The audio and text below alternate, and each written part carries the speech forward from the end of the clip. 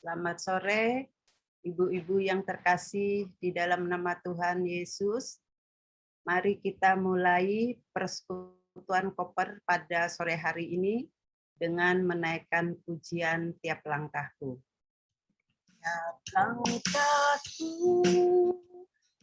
diatur oleh Tuhan dan tangan kasih-Nya memimpinku di tengah badai dunia menakutkan. Hatiku tetap tenang teduh. Tiap langkahku ku taruh Tuhan yang pimpin ke tempat tinggiku dihantarnya hingga sekali nanti aku tiba di rumah Bapa surga yang bakal. Di waktu imanku mulai goyah dan bila jalanku hampir sesat, ku pandang Tuhanku penebus dosa. Ku teguh sebab Dia dekat. Tiap langkahku ku tahu yang Tuhan pimpin ke tempat tinggiku dihantarnya hingga sekali nanti aku tiba di rumah Bapa surga yang bakal. Mari ibu-ibu kita tundukkan kepala, kita berdoa. Tuhan, terima kasih ya Allah Bapa, kami hendak mengucap syukur ya Tuhan. Engkau persatukan kami ya Tuhan di persekutuan koper pada sore hari ini bersama dengan ibu-ibu ya Tuhan. Berkati kami semua ya Tuhan. Biarlah persekutuan ini bukan hanya rutinitas ya Tuhan, tapi kami rindu untuk berkumpul ya Tuhan bersama, untuk memuji dan memuliakan nama-Mu, untuk berdoa ya Tuhan, serta kami mendengarkan firman Tuhan. Berkati ya Tuhan persiapan kami semua, puji-pujian kami, doa-doa kami, serta persiapan firman Tuhan yang akan disampaikan Ibu Eliata ya Tuhan.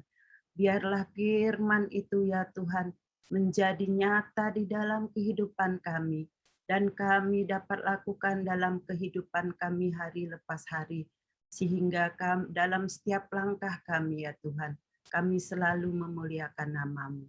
Berkati ibu-ibu yang hadir saat ini atau yang masih belum bergabung, agar mereka segera bergabung ya Tuhan.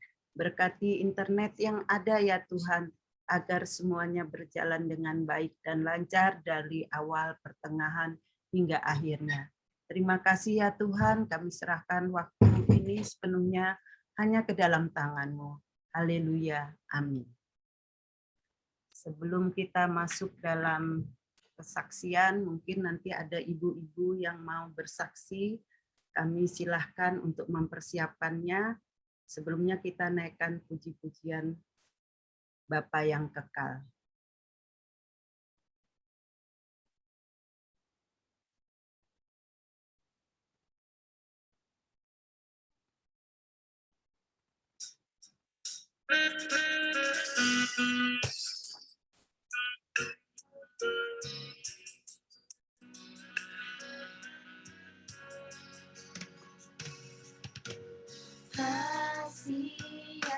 sempurna telah ku terima darimu, bukan karena kebaikanku, hanya oleh kasih karuniamu. Kau pulihkan aku, layakanku untuk dapat memanggilmu Bapa. Kau yang ku pinta saat ku mencari, ku mendapatkan. Ku ketuk pintumu dan kau bukakan. Bapa, Bapaku, Bapa yang kekal, takkan kau biarkan aku melangkah hanya sendirian.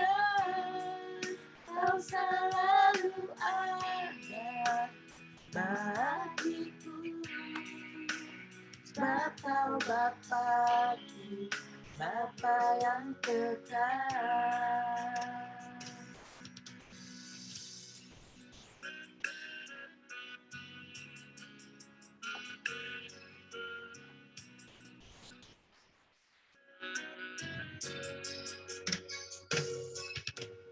Kasih yang sempurna telah ku terima darimu, bukan karena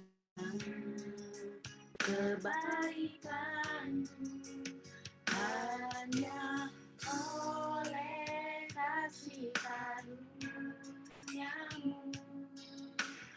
Kau pulihkan aku, layakkanku untuk dapat memanggilmu Bapa.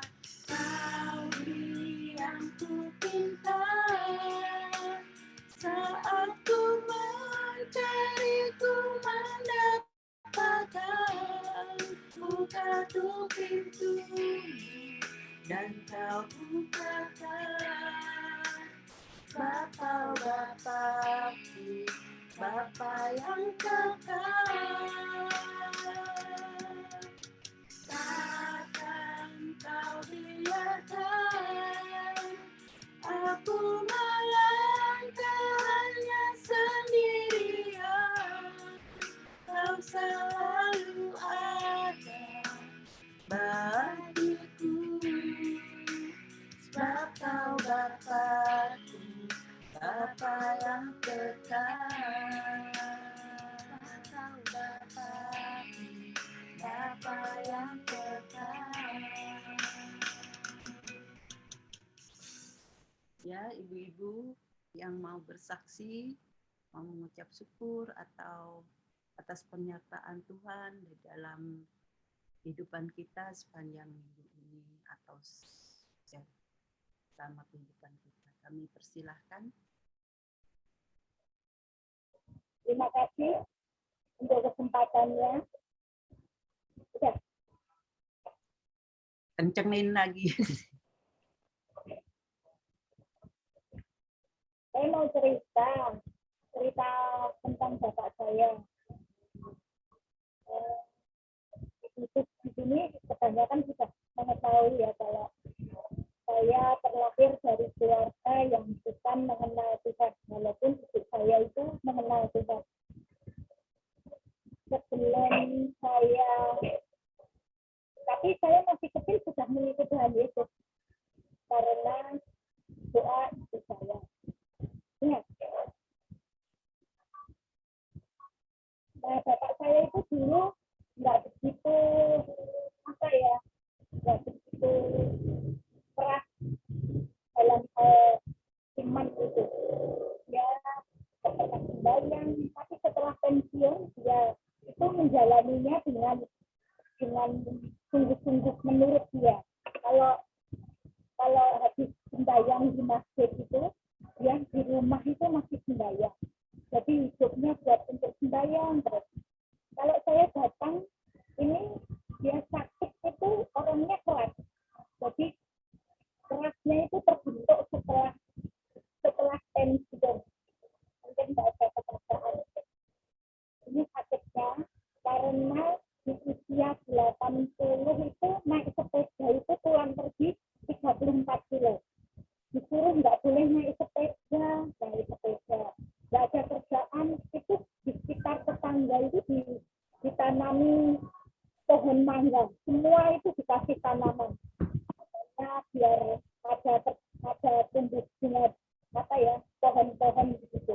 Nanti kalau ada orang mau minta tolong, Pak, kebun saya ini bisa ditanami. Nah itu dengan cuma-cuma.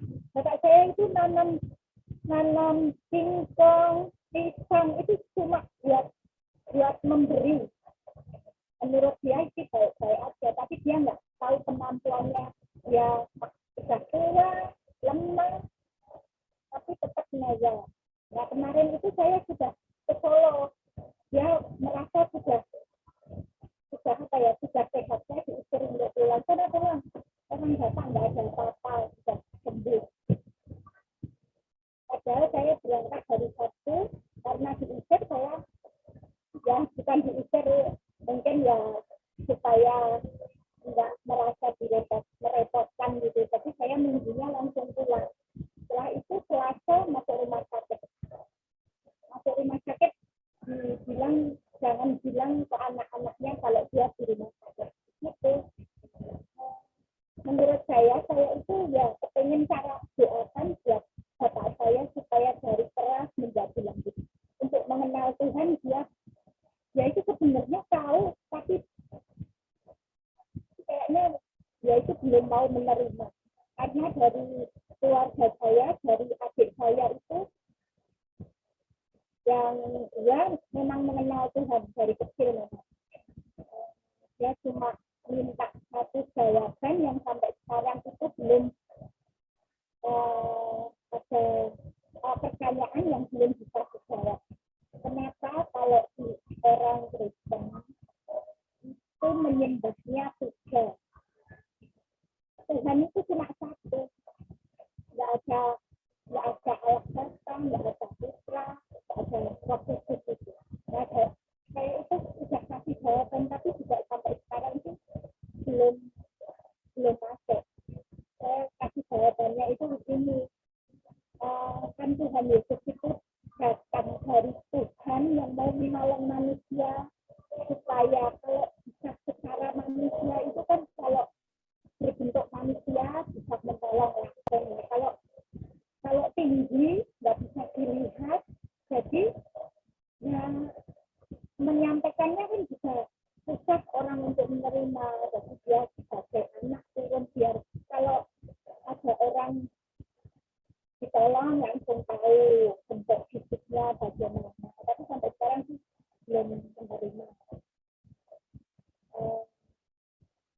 Saya sih tadi sudah minta didoakan untuk KSI, semoga ada satu mujizat, paling tidak ada bayangan lah orang tua saya, bapak saya tinggal bapak supaya lebih cepat. Walaupun sih memang dia dari semakin tua ini dia pegang teguh itu kekayaannya. Dia kalau cerita itu katanya kalau anaknya itu di luar dari agamanya, nanti dia itu menanggung dosanya. Karena di dalam kalau bapak menanggung dosa anak-anak itu kan lebih berat. Nah ini mengenal Tuhan yang mau menanggung dosa manusia loh Pak. Saya bilang begitu, tapi ya belum masuk. Ya, dari cerita ini sebagai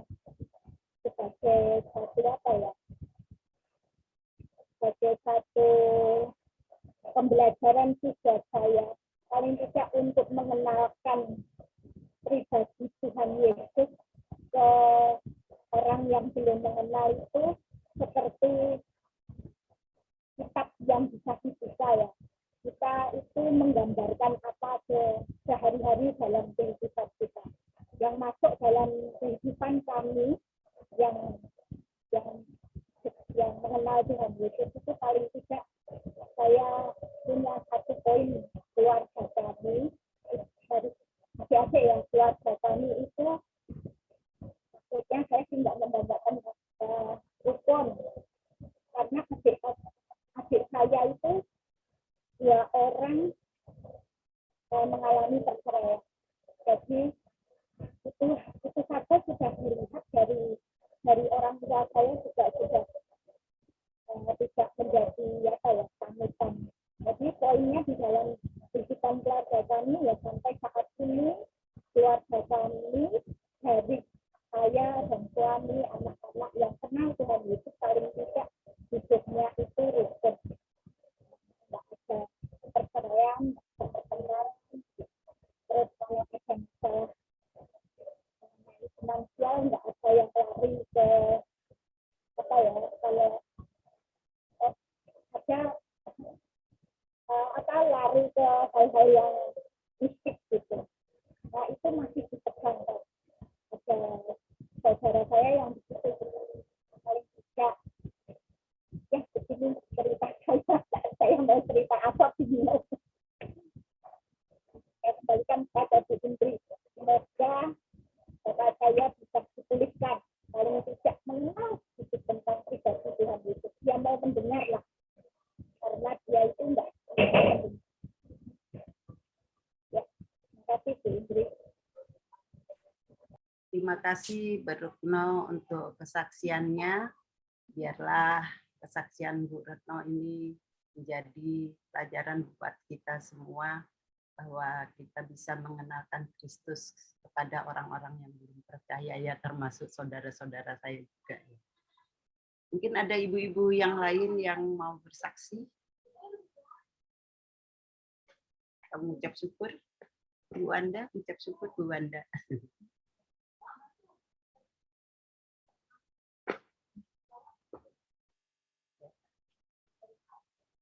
Kalau tidak ada, sebelum kita masuk dalam firman Tuhan, kita naikkan pujian menyenangkanmu. Setelah itu kami persilahkan kepada Bu Eliata.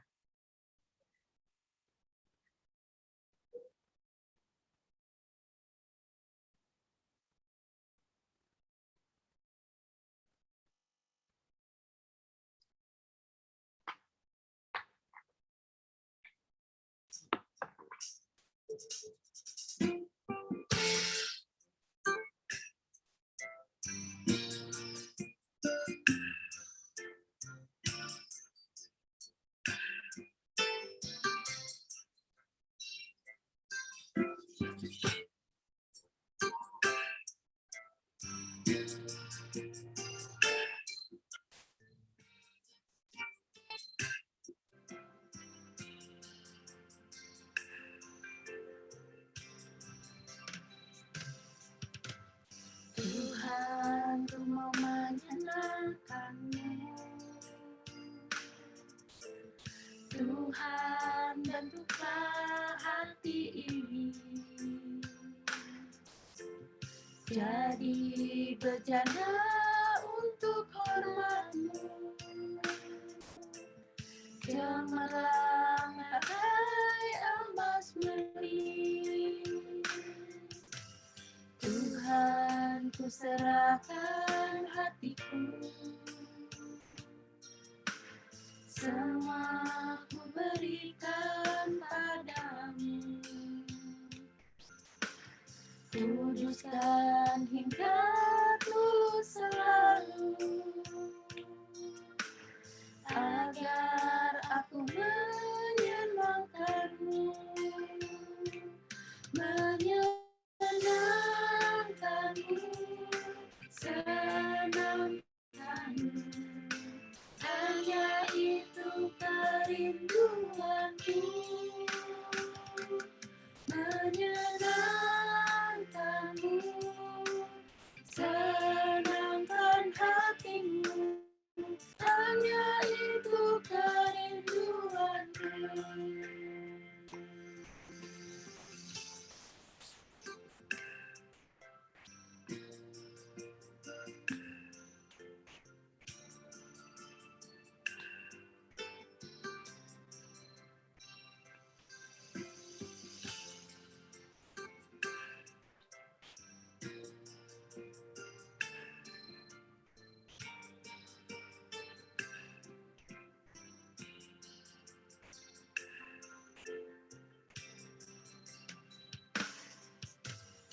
Tuhan, ku serahkan hatiku, semua ku berikan padamu.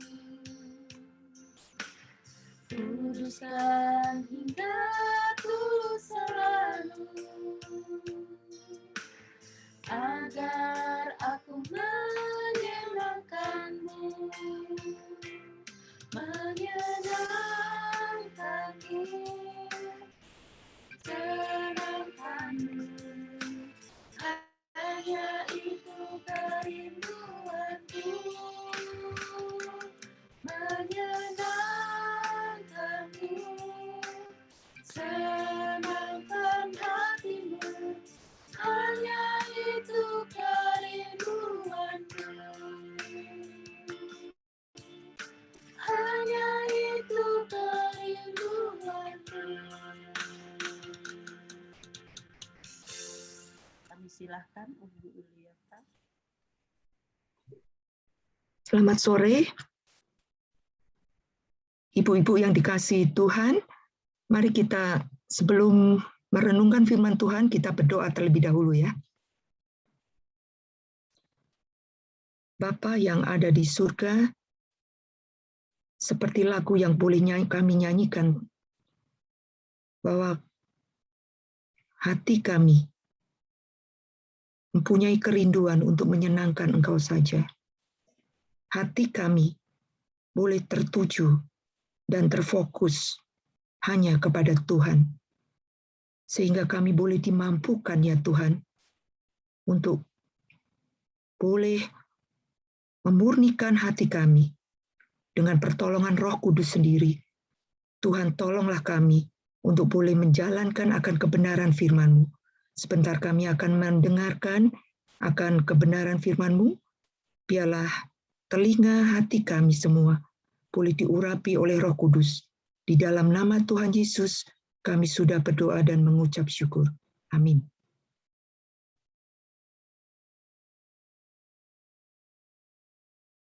Ya. Senang saya pribadi boleh dihubungi oleh Ibu Rita untuk membawakan firman Tuhan pada Persekutuan Komisi Perempuan GKMI Pengharapan. Saudara, tema yang diberikan kepada saya pada sore hari ini yaitu mengenai Rahel, perempuan yang kepahitan. Ayat yang diambil cukup singkat dari Kejadian 30, ayat pertama. Saya bacakan, ketika dilihat Rahel bahwa ia tidak melahirkan anak bagi Yakub, cemburulah ia kepada kakaknya itu. Lalu berkata kepada Yakub, berikanlah kepadaku anak, kalau tidak, aku akan mati. Saudara, ada 3 kata yang saya ingin memberikan penekanan untuk Kejadian 30 ayat 1 ini.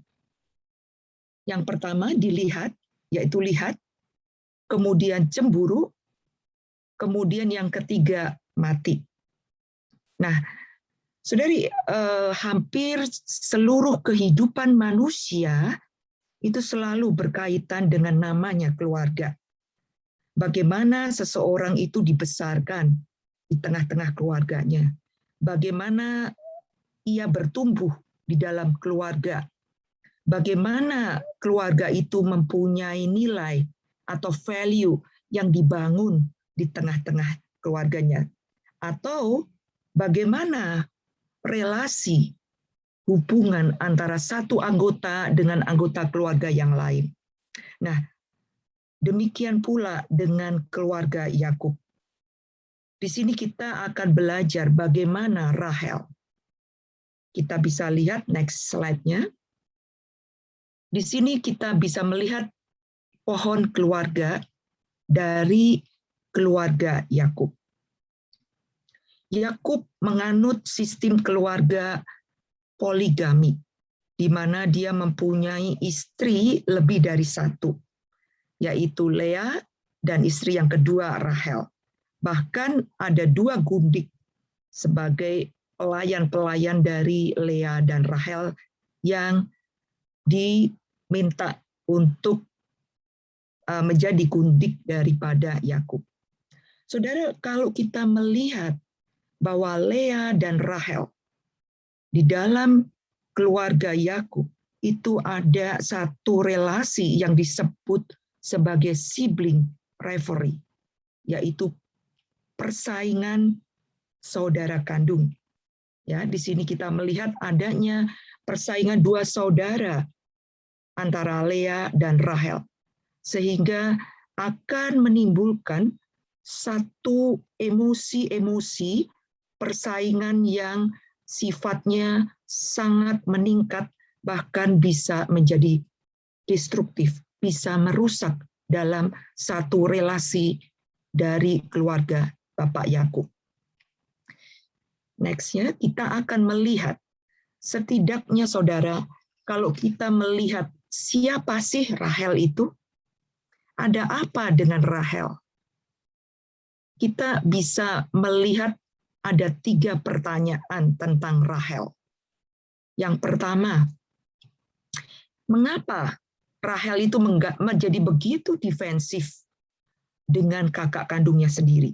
Mengapa Rahel itu seolah-olah dia menjadi begitu dia menjadi begitu tersaingi dengan tidak mau kalah dengan kakaknya. Apa yang dipunyai kakaknya, dia ingin juga mempunyai lebih dari yang dimiliki oleh kakaknya. Kemudian pertanyaan yang kedua yang muncul, mengapa Rahel dia mengalami emosi yang begitu dalam, dan emosi itu sangat mencengkeram hidupnya ketika dirinya diperhadapkan oleh sang kakak, oleh Lea. Nah, pertanyaan-pertanyaan ini tentunya muncul, emosi-emosi ini menguasai hidup Rahel. Kita akan belajar ada apa yang membuat Rahel bisa begitu punya emosi yang negatif terhadap kakaknya sendiri. Kemudian pertanyaan yang ketiga, saudara, mengapa Rahel itu sepertinya tidak percaya kepada Tuhan? Bahkan Rahel lebih memilih menjalankan caranya sendiri untuk mencapai apa yang dia inginkan, bukan menurut cara Tuhan yang memberikan kehidupan. Nah, kita akan melihat selanjutnya bagaimana saudara. Di sini kita melihat diagram ya, bisa coba kita lihat.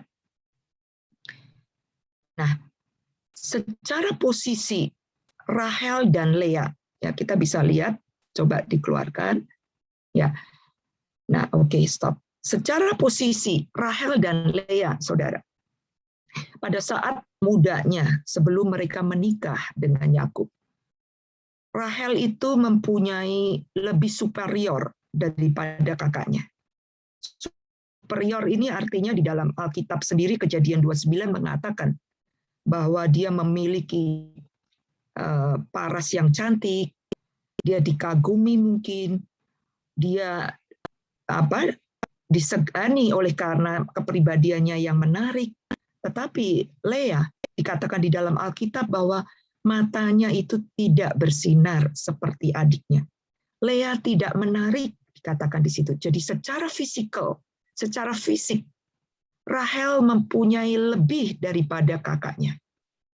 Tetapi kenapa saudari Rahel itu bisa tadi di dalam pertanyaan yang kedua, dia bisa mempunyai emosi yang begitu dahsyat, yang begitu negatif ketika dia melihat kakaknya Lea. Nah, secara tidak sadar, Lea mempunyai gejala, boleh dikatakan namanya inferiority, yaitu dia punya gejala rendah diri. Tanpa disadari, apa yang menyebabkan dia rendah diri? Ketika dia melihat kakaknya itu mempunyai 4 orang anak, yaitu Ruben, Simeon, Lewi, dan Yehuda, dan memberikan keturunan kepada Yakub. Dan disitulah Dari ketidaksadarannya, dia merasa dia gagal sebagai seorang istri. Dia merasa dia mandul. Dia tidak bisa memberi keturunan kepada suaminya Yakub.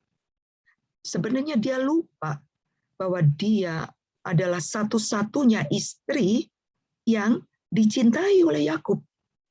Tapi karena emosi yang telah menguasai dirinya tadi, demikian besarnya sehingga emosi yang mengancam dirinya, dia merasa terancam. Dia merasa posisinya tidak lagi menjadi istri yang dicintai. Seakan-akan dia merasakan seperti itu. Seakan-akan kasih dan cinta, perhatian Yakub itu diambil alih oleh Lea kakaknya. Karena Lea mempunyai anak, memberikan 4 orang anak kepada Yakub, sedangkan dirinya tidak.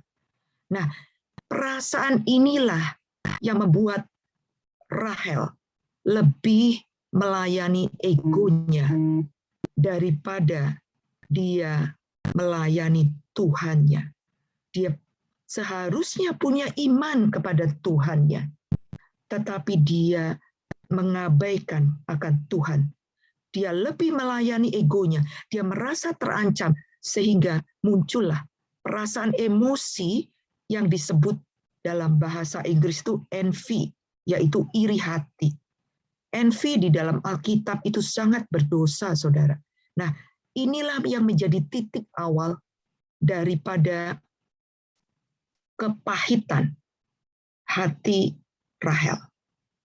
Kalau kita melihat selanjutnya, saya memberi contoh yang serupa supaya kita ada bayangan antara Saul dengan Daud, di mana gara-gara nyanyian, istilah di dalam nyanyian yang disampaikan kepada Saul, di mana Saul mengalahkan musuh beribu-ribu, tetapi Daud mengalahkan musuh berlaksa-laksa.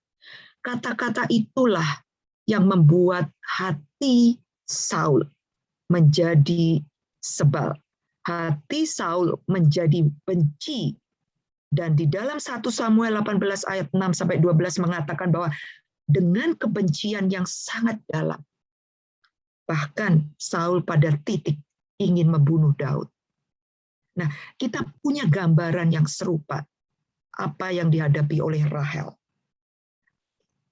Iri hati yang demikian sangat menggelora di dalam batinnya, itu yang membuat dia sangat gelisah. Kita bisa melihat selanjutnya, di mana seperti pepatah dikatakan bahwa dari mata turun ke hati. Nah, kita lihat apa sih di mana Kejadian 30 ayat 1 diawali dengan kalimat melihat. Seeing. Melalui mata, Rahel itu melihat bahwa kakaknya telah melahirkan 4 orang putra bagi Yakub. Dengan melihat itu, tolong bisa diteruskan ya. Terus, oke. Sebetulnya di dalam diri Rahel ada satu kebutuhan, saudari-saudari, yaitu kebutuhan akan superiority. Loh, kenapa superiority? Sebetulnya dari awal sebelum dia menikah, dia di dalam posisi superior. Secara fisik, dia lebih dari Lea. Ada berapa banyak di antara kita juga mungkin kita juga mempunyai superiority. Kita perlu koreksi, kita perlu juga merenungkan superiority itu perlu menjadi satu peringatan bagi diri kita. Tetapi superiority itu, begitu kita diperhadapkan dengan kondisi satu inferiority di dalam batin kita yang tidak kita sadari, kita merasa rendah diri di saat apa yang kita tidak punyai itu dipunyai oleh orang lain, maka inferiority itu akan membuat kita Kita berusaha untuk memenuhi kebutuhan kita untuk mengejar yang kita tidak punya. Nah, maka melihat inilah menimbulkan iri hati, menimbulkan envy, menimbulkan ada kebutuhan dari diri Rahel akan superiority-nya. Di mana dia di dalam superiority-nya, bahkan dia dalam titik terendah. Dia mengatakan dalam keputusasaan, dia mengatakan kepada suaminya, "Give me children. If not, I will die." Dia sampai dalam posisi ingin mengejar superiority-nya. Dia ingin mengejar apa yang dia tidak punyai. Dia karena mandul, dia tidak punya anak. Dia ingin mengejar, bahkan dia mengatakan kepada suaminya, "Berikan saya anak. Kalau kamu tidak memberikan anak buat saya akan mati." Bahkan dikatakan di dalam Kejadian 30 ayat 2, Yakub sempat marah. "Apakah saya pengganti Tuhan? Saya tidak punya wewenang untuk memberi kehidupan, memberi satu bayi ataupun putra buat kamu." Nah, di dalam NIV dikatakan, apa yang diinginkan Rahel, itu dia tidak dapatkan. Kita bisa melihat selanjutnya bahwa ternyata Rahel lebih secara tindakannya, ya, di sini dikatakan di dalam tindakannya dia seolah-olah mengambil alih posisi Tuhan. Dia mengontrol segalanya, bahkan dia mengandalkan dirinya daripada mengandalkan Tuhan. Buktinya apa? Buktinya dia menyodorkan pelayannya Bilha untuk menjadi gundik daripada Yakub. Nah, tindakan-tindakan dia inilah yang membuat Rahel mempunyai akar pahit di dalam hatinya, saudari-saudari. Akar pahit ini yaitu racun rohani. Di dalam hati yang getir, dia tidak mampu mengucap syukur. Orang bisa mengucap syukur kalau dia menyadari kondisi keberadaannya saat ini. Tapi dia terus-menerus ingin mencapai superiority. Dia menganggap bahwa dia bisa lebih, bahkan dia bisa melebihi Tuhan untuk bisa mendapatkan anak lewat budaknya. Di dalam Ibrani 12 ayat 15, di situ dikatakan bahwa akar yang pahit itu bisa menyebabkan apa? Kekacauan, bisa mengakibatkan kerusuhan bagi banyak orang. Nah, akhirnya begitu dia mengajukan skema mengajukan budaknya, mengajukan pelayannya. Kemudian Lea juga mengikuti, mengajukan Silpa pelayannya untuk juga menjadi gundik daripada Yakub. Jadi saudari-saudari bisa membayangkan betapa ruwetnya keluarga Yakub. Jadi relasi antara keluarga di dalam anggota keluarga di dalam keluarga Yakub sangat-sangat merusak. Nah, kita bisa melihat selanjutnya bahwa menurut Helmut, ya, seorang dia mengatakan bahwa Helmut ini mengatakan dalam bukunya tentang envy, tentang iri hati. Dalam bukunya mengenai sebuah teori of social behavior, di mana menekankan di dalam buku itu bahwa iri hati itu sangatlah merusak. Bahkan daya rusak daripada iri hati itu sangat melebihi dari apa yang kita bayangkan. Jadi kebutuhan akan superiority, saudari-saudari, adalah akar dari kebanyakan masalah iri hati.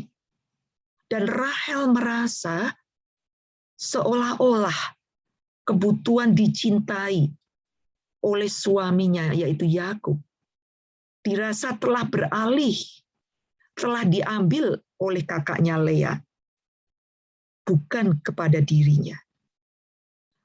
Rahel merasa kehilangan sebagai istri yang dicintai. Padahal dia lupa, Yakub hanya mencintai Rahel. Bahkan dia tidak mempedulikan Lea dan kedua gundiknya. Nah, ada 3 hal di sini, saudari-saudari, dari 4 hal, di mana yang pertama karena superiority, gejala superiority, ingin lebih dari segalanya. Itulah akar daripada iri hati. Lea memiliki apa yang tidak dimiliki oleh Rahel, di mana dia bisa memberikan keturunan kepada Yakub, tetapi Rahel mandul. Nah, karena kemandulannya itu, Rahel mencoba dengan caranya untuk menjadi seolah-olah menjadi Tuhan, untuk mendapatkan keturunannya. Jadi ada merasa kekurangan di dalam dirinya. Nah, akar pahit inilah yang menyebabkan ketegangan di dalam keluarga Yakub. Kemudian yang kedua, Rahel lebih memilih tadi ya, melayani egonya. Rahel berusaha untuk berjuang sekuat tenaganya sendiri. Dia membuat aturan-aturan sendiri dengan cara menyodorkan Bilha. Dan yang ketiga, saudari, Rahel melumpuhkan hidupnya sendiri. Tanpa dia sadari apa yang dia ucapkan itu menjadi tragik, menjadi profetik, kata-katanya menjadi satu boleh dikatakan satu kepenuhan. Dia mengatakan, if not, jika tidak kamu memberikan anak. Dia mengatakan kepada Yakub demikian, I will die, saya akan mati. Dan di Kejadian 35 ayat 16 sampai 19 di situ dikatakan, ketika Rahel melahirkan anak yang kedua yaitu Benyamin, dia meninggal. Dengan susah payah dia melahirkan Benyamin, anaknya yang kedua, dia meninggal.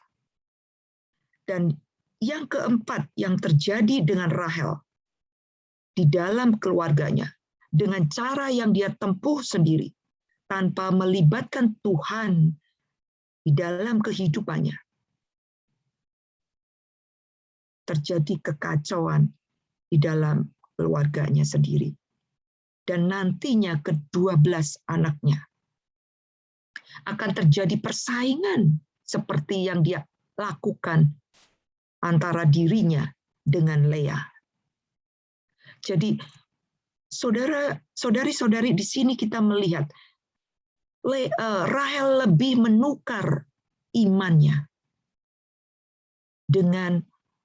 bahkan dengan mitos, di mana dia sempat dikatakan di situ di dalam Kejadian, dia menukar imannya dengan buah dudaim. Buah dudaim itu dipercaya, saya coba googling ya, dipercaya sebagai zaman kuno itu sebagai buah yang bisa memberikan kesuburan kepada wanita, bisa memberikan wanita itu bisa hamil. Dia lebih mau meminta buah itu dari Lea ketimbang dia beriman kepada Tuhannya. Nah, di sini kita melihat selanjutnya bahwa apa sih yang akan kita ambil dari pelajaran dengan Rahel. Nah, ibu-ibu, seberapa sering terkadang di dalam diri kita juga tanpa disadari, secara nature, kita mempunyai inferiority, kita mempunyai keterbatasan diri yang sometimes terkadang kita tidak sadari. Kita terkadang cenderung oleh karena darah daging kita merasa rendah diri. Tetapi rendah diri ini, kalau kita pupuk, sehingga kita begitu melihat orang lain mungkin lebih cantik dari kita, orang lain mungkin lebih kaya dari kita, orang lain mungkin lebih pandai dari kita, Orang lain mungkin mempunyai suami, saya tidak. Orang lain mungkin mempunyai anak, saya mandul. Apapun keadaan itu, selama kita ingin membuai superiority kita ingin mengejar akan superiority itu. Hati-hati, saudari-saudari, bahwa itu akan menimbulkan satu perasaan, yaitu iri hati. Nah, iri hati ini tadilah yang bisa menyebabkan akar pahit.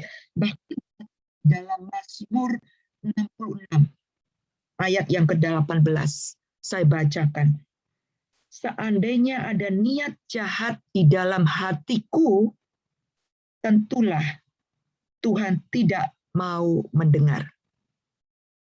Sesungguhnya Allah telah mendengar. Jadi artinya bahwa dengan iri hati adalah dosa. Tuhan tidak berkenan terhadap dosa. Jadi di situ dikatakan bahwa Dia tidak akan mendengar. Nah, mari ibu-ibu kita ganti akar pahit itu. Sebelum itu menjadi akar pahit di dalam diri kita. Kita memohon Roh Kudus. Tentu kita mempunyai keterbatasan. Masing-masing kita mempunyai kelemahan, mempunyai inferiority. Tetapi kembali, janganlah kita membuai itu dengan keinginan untuk berjuang lebih, untuk mendapatkan lebih dari orang lain. Supaya kita punya kuasa untuk mengucap syukur. Nah, yang pertama di situ ada 3 hal. Yaitu kita mau seperti laku dadi, kita mau menyenangkan Tuhan. Kita hanya mau rindu menyenangkan Tuhan. Apakah benar? Apakah benar apa yang kita nyanyikan, apa yang kita ucapkan tadi? Hanya berpusat, hanya berfokus kepada Kristus saja. Di dalam Kolose 2 ayat 7, dikatakan kita harus berakar terlebih dahulu. Dimulai dengan berakar di dalam Dia. Berakar di dalam Kristus. Kita benar-benar melekat kepada Kristus. Oleh karena keterbatasan kita, inferiority yang kita masing-masing ada.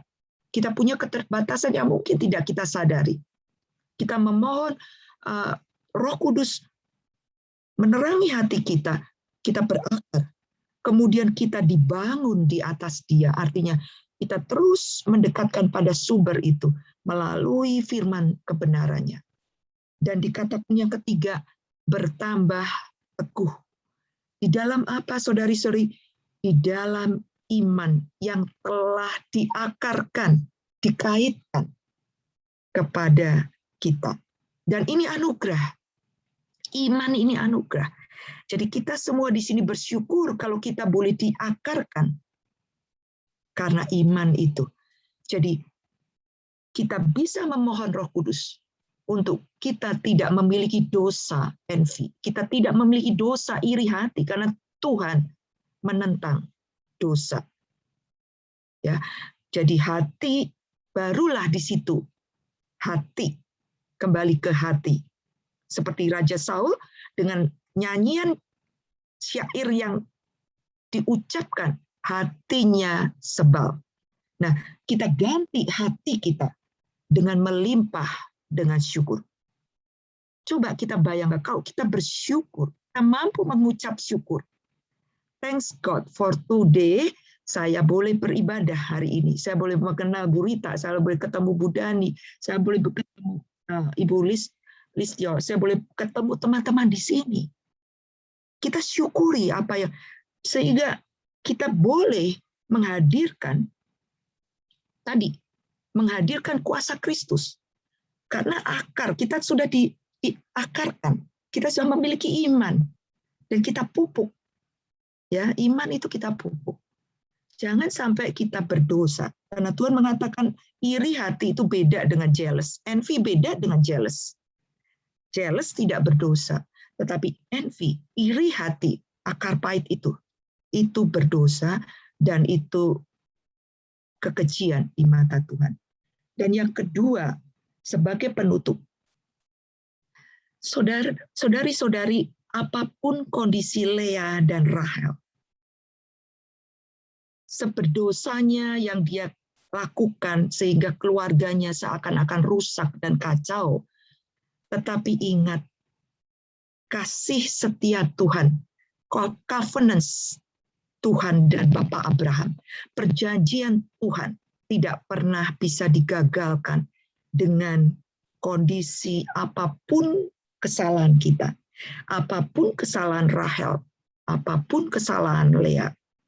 Bahkan bukti nyata Tuhan jelas ditunjukkan di dalam 1 Samuel 4 ayat 11.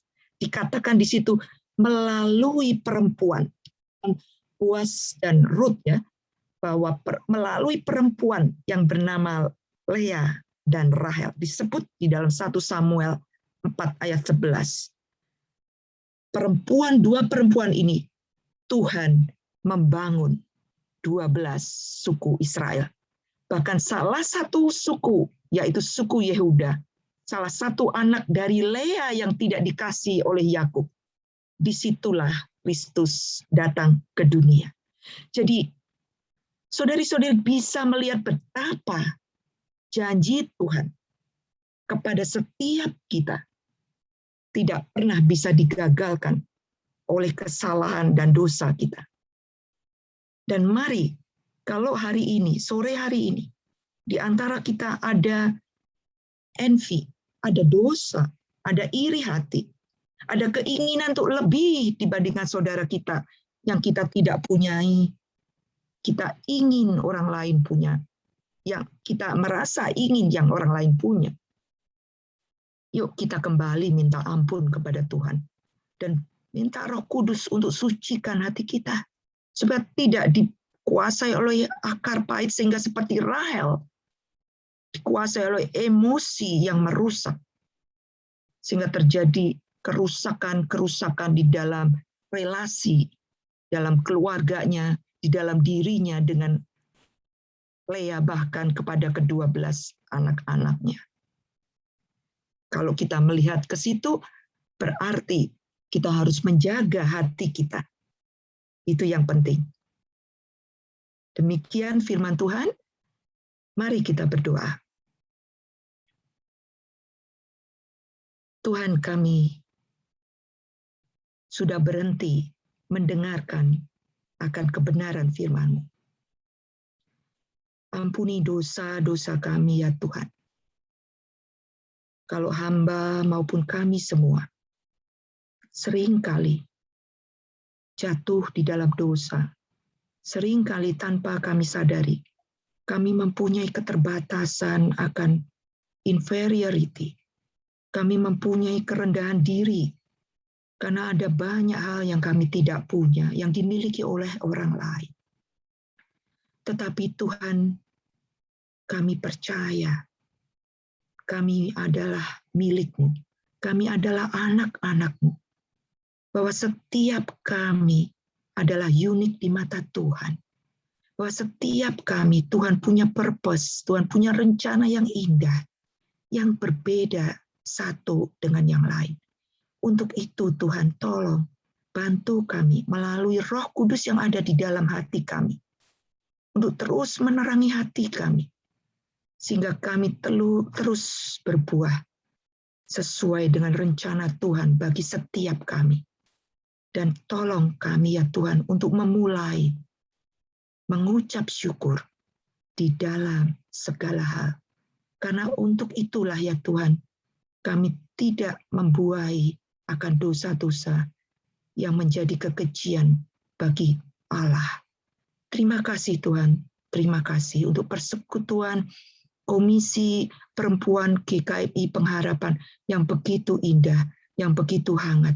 Tuhan berkati para pengurus, berkati para peserta yang terus dengan setia, biarlah keluarga mereka, kehadiran para ibu-ibu di tengah keluarganya boleh membawa sukacita bagi suami, bagi anak.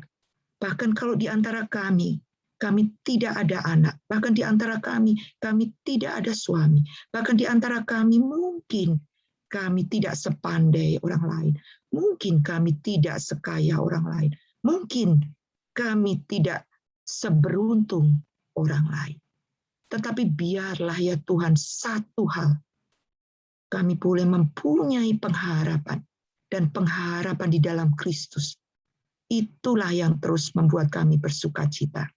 Di dalam nama Yesus, kami berdoa dan mengucap syukur. Amin.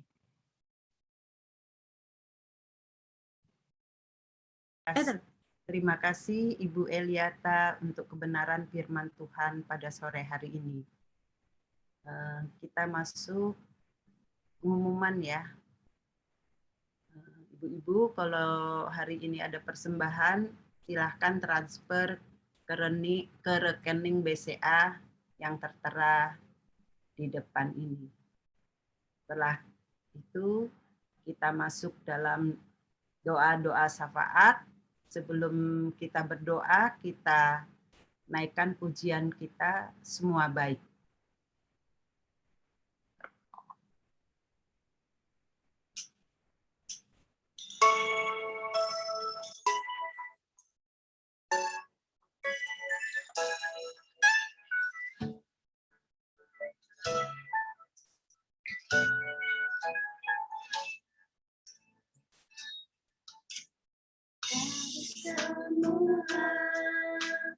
Telah kau terangkan hidupku dalam tangan-Mu, dalam rencana-Mu Tuhan. Rencana indah telah kau siapkan bagi masa depanku yang penuh harapan. Sudah baik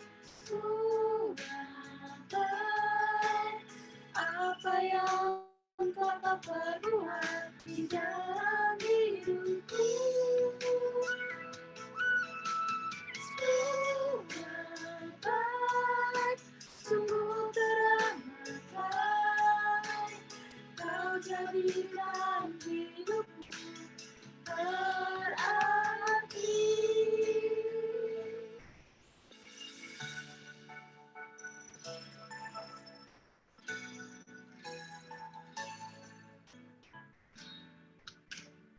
Dari semula telah kau tetapkan hidupku dalam tangan-Mu, dalam rencana-Mu Tuhan.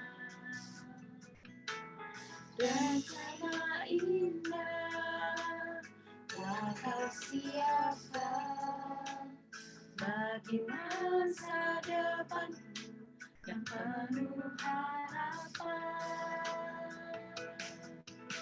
Sudah baik apa yang telah kau perbuat di dalam hidupku. Sudah baik, sungguh teramati, kau jadikan hidupku berarti.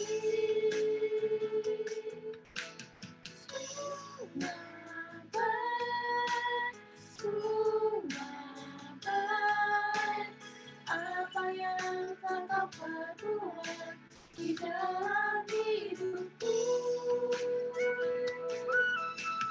Sudah baik, sungguh teramati, kau jadikan hidupku berarti.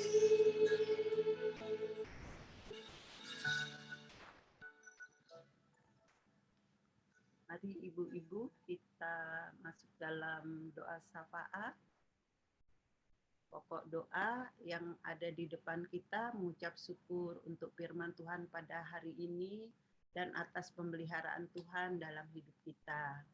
Terus kita mengucap syukur untuk ibu-ibu yang sudah sembuh dari sakitnya, mungkin saya tidak bisa sebut satu persatu yang merasa kita berdoa. Terus kita mengucap syukur untuk penurunan angka COVID-19 pada saat ini. Kita berdoa untuk ibu-ibu yang anak-anaknya sekolah online supaya diberi kesabaran dalam mendampinginya. Kita berdoa untuk Bapak Dekan Retno agar untuk pemulihan kesehatannya. Kita berdoa untuk ibadah hybrid di gereja kita yang akan dilaksanakan nanti mungkin tanggal 21 ya, biar semuanya berjalan dengan baik dan lancar. Kita berdoa saat ini sudah mulai musim penghujan, kita mendengar di mana-mana terjadi banjir dan banjir bandang, tanah longsor, kita berdoa. Untuk pokok doa syafaat hari ini kita berdoa bersama-sama dengan, kalau ada yang lupa bisa ngelihat ke depan.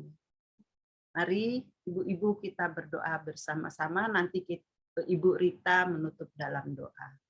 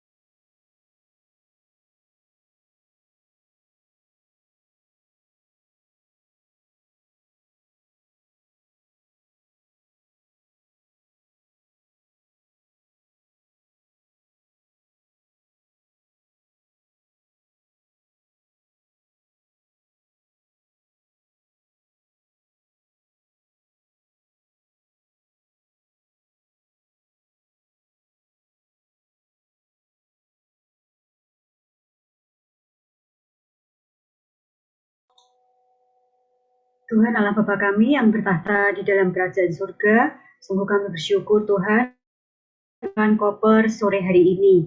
Kami bersyukur kami boleh memuji Tuhan. Kiranya puji-pujian kami boleh menjadi dupa yang harum di hadapan Tuhan. Bersyukur untuk Ibu Indriati, untuk pelayanan sore hari ini. Kami boleh melihat akan kekuatan Tuhan yang dahsyat, yang melimpah dalam diri Ibu Indriati. Sehingga kemarin dan hari ini kami boleh membuktikan kuasa Tuhan yang bekerja di dalam diri Ibu Indriati, kembali semangat, kembali bersukacita di dalam melayani Tuhan. Kiranya topangan Tuhan yang terus melimpah di dalam kehidupan Bu Indriati. Kami juga bersyukur kami boleh mendengarkan firman Tuhan yang sungguh indah yang menguatkan kami. Kami bersyukur untuk Ibu Eliata yang Tuhan pakai untuk memberkati kami, memberitakan pesan Tuhan kepada setiap kami. Kiranya Tuhan terus menambah-nambahkan hikmat bijaksana untuk Ibu Eliata di dalam segala pelayanan yang dilakukan. Tuhan yang memberkati di dalam kehidupannya, Tuhan yang melimpahkan segala kebaikan ya Tuhan. Kami juga berdoa untuk Diaken Liana dan Diaken Melisa untuk pelayanan sore hari ini. Kami bersyukur Tuhan untuk hamba-hambamu ini. Kiranya Tuhan juga memberkati mereka beserta dengan keluarga mereka, baik di dalam pelayanan mereka, di dalam kehidupan rumah tangga mereka, di dalam pekerjaan yang mereka lakukan. Kami juga bersyukur untuk Ibu Ruth ya Tuhan. Kami boleh melihat kuasa Tuhan juga bekerja di dalam diri Ibu Ruth, sehingga Ibu Ruth boleh kembali bersukacita, mengalami damai sejahtera yang luar biasa yang dari Tuhan. Ibu Ruth boleh kembali melayani Tuhan, boleh kembali senyum, senang, bersemangat, hati yang gembira. Kami sungguh bersyukur Tuhan. Terima kasih untuk kasih setia Tuhan, untuk kebaikan Tuhan yang Tuhan limpahkan kepada Ibu Ruth. Kami juga berdoa untuk Oma Dani, bersyukur untuk lutut Oma Dani yang sudah Tuhan jamah dan disembuhkan. Tuhan kiranya terus memberikan kesabaran, kekuatan buat Oma Dani di dalam mendampingi Opa Dani.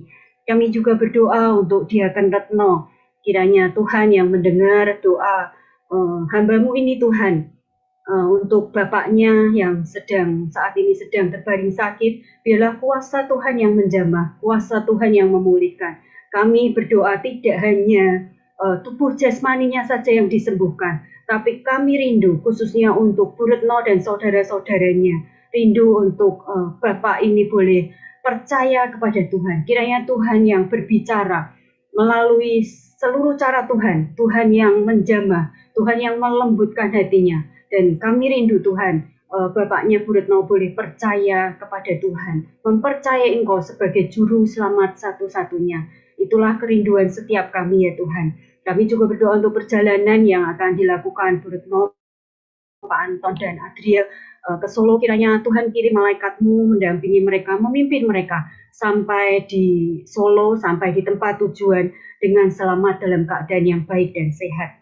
Kami juga berdoa Tuhan untuk Ibu Sunaryati, untuk Ibu Hana, untuk Ibu Hernani, kiranya Tuhan terus melimpahkan kebaikan kepada mereka. Mereka boleh menjadi oma-oma yang sungguh menjadi teladan bagi anak, menantu, dan cucu-cucu mereka. Tuhan yang memberkati dari setiap apa yang mereka kerjakan dalam pelayanan-pelayanan mereka, dalam segala kerinduan mereka. Tuhan yang menjawab sesuai dengan waktu Tuhan. Kami juga berdoa untuk Ibu Wanda. Kami bersyukur Tuhan Ibu Wanda sore hari ini boleh bergabung bersama kami. Kami melihat kesehatan yang Tuhan sudah limpahkan. Tuhan yang menyembuhkan segala sakit penyakit Bu Wanda. Bu Wanda boleh kembali bergabung bersekutu bersama di dalam Komisi Perempuan sore hari ini. Kiranya Tuhan terus tambahkan kesehatan, Tuhan terus pulihkan Tuhan, sehingga Bu Wanda boleh kembali sehat. Boleh kembali. Terima kasih Bapak. Kami juga berdoa untuk Penatua Priscilla, untuk Ibu Lucy, untuk Ibu Dini, untuk Diaken Juliana, untuk Ibu Ati, Ibu Lia, Guru Injil Dwi Tsunami, dan Ibu Ratmi. Kami bersyukur untuk anak-anak-Mu ini Tuhan yang setia melayani Tuhan. Tuhan kiranya terus memberkati dari apa yang mereka kerjakan dalam pelayanan mereka. Tuhan terus tambahkan talenta. Tuhan terus tambahkan hikmat bijaksana-Mu ya Tuhan. Mereka boleh menjadi orang-orang yang terus melayani Tuhan, yang terus setia kepada Tuhan. Tuhan berkati keluarga mereka, berkati suami, anak-anak, dimanapun mereka berada. Tuhan yang menopang dan memberkati mereka. Terima kasih Tuhan, kami bersyukur untuk sore hari ini. Kiranya kami semua boleh terus berpusat kepada Kristus, dan kami boleh bertambah teguh iman kami di dalam Tuhan. Kami dibangun di atas Tuhan, dan hati kami boleh terus melimpah dengan syukur ya Tuhan, sesuai dengan firman-Mu yang hari ini kami dengar. Kiranya Tuhan terus membentuk kami boleh menjadi seperti Kristus. Terima kasih Bapa, kami bersyukur. Kiranya kasih karunia dan damai sejahtera dari Allah Bapa, Putra, dan Roh Kudus melimpah buat kita semua. Amin. Kita akan pujikan Bapa, terima kasih.